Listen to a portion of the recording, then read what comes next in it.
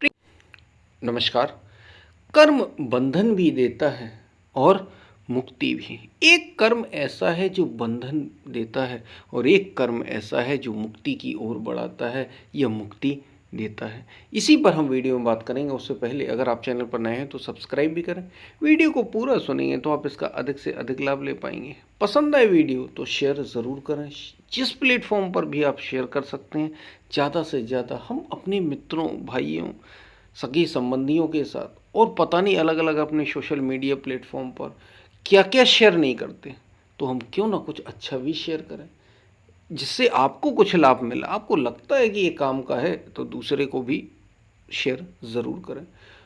और अगर अब आप चैनल के मेंबर भी बन सकते हैं, यानी चैनल को ज्वाइन कर सकते हैं। सब्सक्राइब के बगल में ही ज्वाइन का बटन भी है, तो आप ज्वाइन ज़रूर करें। और ज्वाइन किस लिए? ताकि चैनल को भी सपोर्ट मिले और आप आध्यात्म को बड़े गहरे रूप से और गहरे रूप से समझ सकें। हमने गीता सीरीज़ की भी शुरुआत की है, तो उससे भी आप अगर जुड़ जाएंगे तो और गहरे रूप से समझ पाएंगे।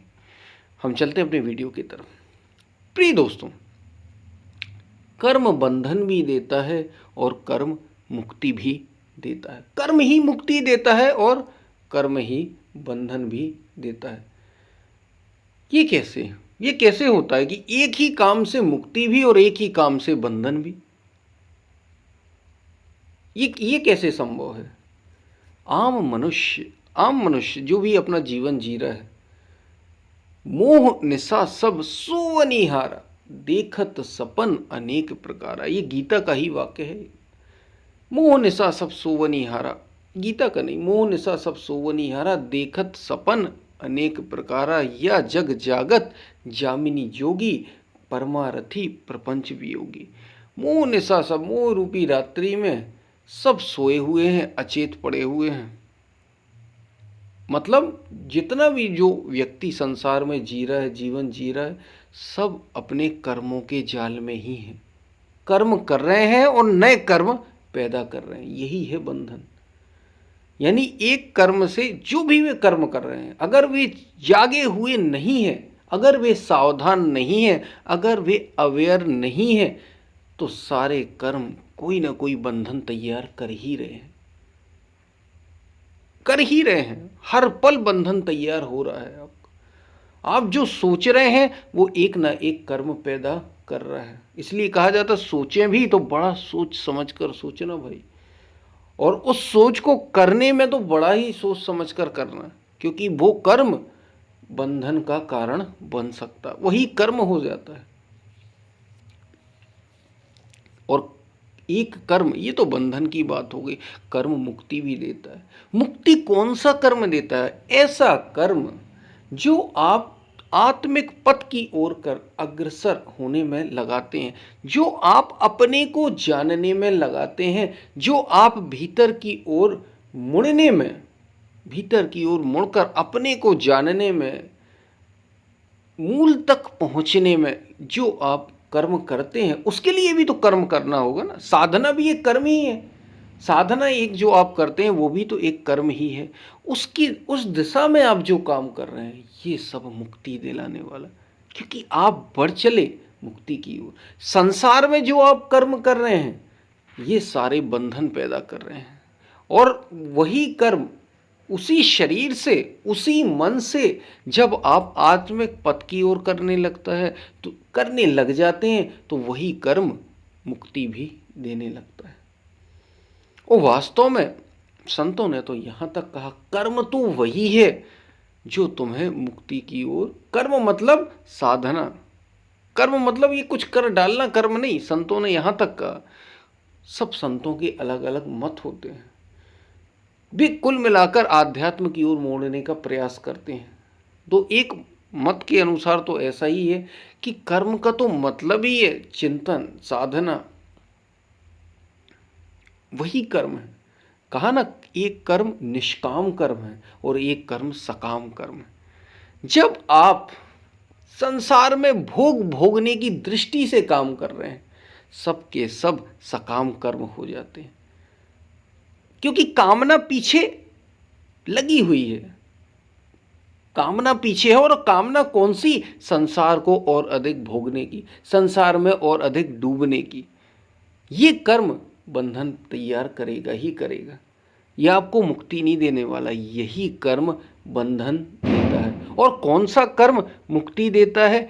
निष्काम कर्म। निष्काम का अर्थ कामना है ही नहीं। कौन सी कामना नहीं है? संसार की कामना तो यहां पे भी है, लेकिन यहां कामना है अपने को जानने की, आत्मा को पहचानने की, कि मैं कौन हूं, मैं क्या हूं, मेरा अस्तित्व क्या है, मैं सत्य से कैसे जुड़ूं, मैं उस ईश्वर से एक कैसे हूं, उस परमात्मा से एक कैसे हूं। ये जो साधना होगी, इस ओर जो आप बढ़ेंगे, ये निष्काम कर्म है। क्योंकि कामना एक तरीके से सत्य की ओर मुड़ गई। दूसरे शब्दों में इसी को संतों ने ऐसे भी कह दिया कि ये कामना है ही नहीं, ये तो निष्काम होने की ओर बढ़ चले अब। ये इसलिए निष्काम कर्म है। और कर्म कुछ और नहीं, दो ही कर्म हैं।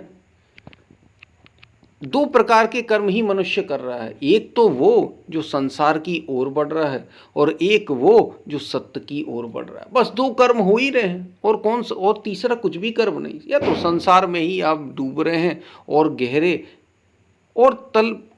तल पर चले जा रहे हैं, या फिर सत्य में आप डूब रहे हैं और उसी ओर बढ़ते चले जा रहे हैं। यानी एक कर्म बंधन तैयार कर रहा है, बंधन पर बंधन बनाता चला जा रहा है, और दूसरा कर्म मुक्ति की ओर चल पड़ा है और आपको मुक्त करने की दिशा में आगे बढ़ रहा है।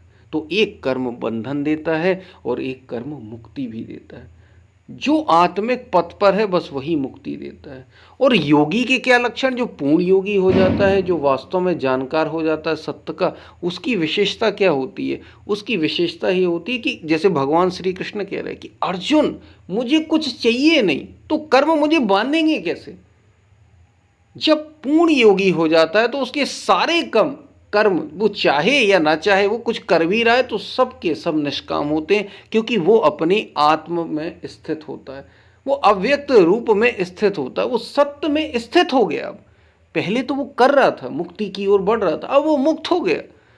अब वो जो भी करेगा, खाएगा, पिएगा, सोएगा, कर्म उस पर प्रभाव डालेंगे ही नहीं। क्योंकि वो निरंतर क्यों नहीं डालेंगे? अपने स्वरूप में स्थित है, वो अपनी आत्मा में स्थित है, वो बार बार अपनी आत्म स्मृति में, उसे अब करना भी नहीं पड़ती।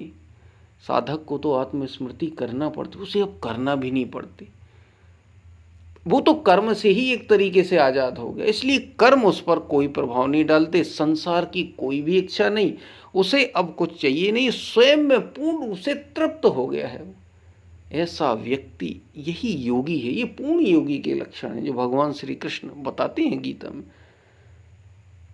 और यही मनुष्य, हर किसी मनुष्य का यही लक्ष्य भी है, यहीं तक उसे पहुंचना है। मुझे, आप, हम सब का, मेरा और आपका लक्ष्य बस यही है। ये चरम विकास है, जहां तक एक मनुष्य विकसित हो सकता है कि वो मुक्त हो गया, वो शरीर रहते हुए शरीर से मुक्त हो गया, कर्म करते हुए कर्म बंधनों से मुक्त हो गया। ये कहलाता है ज्ञान। यही आत्मज्ञान से होता है, यही सत्य के ज्ञान से होता है। तो ये बात आपको समझ में आई होगी कि एक कर्म बंधन भी तैयार कर रहा है और एक कर्म मुक्ति भी तैयार कर रहा है।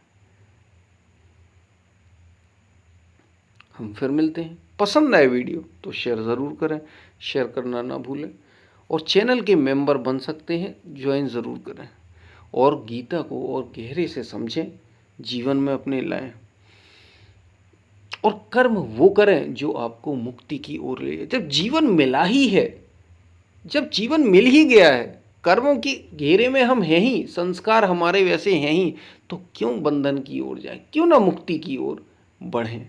क्यों बंधन में हम फंसें? फिर मुक्ति की ओर, अपनी आत्मा की ओर, इसमें संघर्ष होगा। शुरू में संघर्ष जरूर होता है, घर्षण होता है, क्योंकि अब आप, एक ऊर्जा आपको वहीं खींच रही है जो पहले खींचती रही, और अब आप उसको दूसरी ओर ले जा रहे हैं, तो थोड़ी सी समस्या आएगी, लेकिन चलते चलते ये सब छूट जाएगा और आप मुक्त हो जाएंगे। वो कर्म जो मुक्ति देगा वो कर्म करिए। तो हम फिर मिलते हैं, तब तक के लिए धन्यवाद।